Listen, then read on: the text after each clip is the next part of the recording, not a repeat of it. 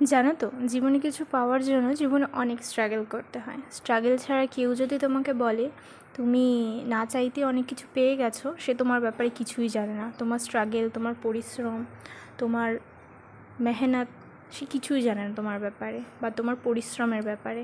সেই জন্যই হয়তো মানুষ এই কথাগুলো বলতে পারে কি সব কিছু খুব সোজা।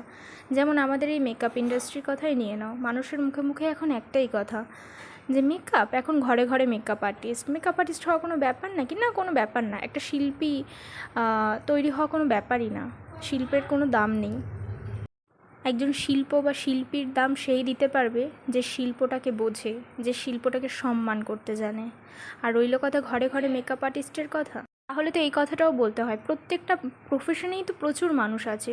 আমাদের ভারতবর্ষে প্রচুর ডাক্তার আছে, প্রচুর ইঞ্জিনিয়ার আছে, প্রচুর লয়ার আছে। প্রত্যেকটা প্রফেশনেই তো ভিড়। ভিড় কোন প্রফেশনে নেই? আর ভিড় ছাড়া কোনো প্রফেশন আছে কি? একটা মানুষ একটা প্রফেশনে থাকলে কি সেই সমাধানটা হবে কখনো?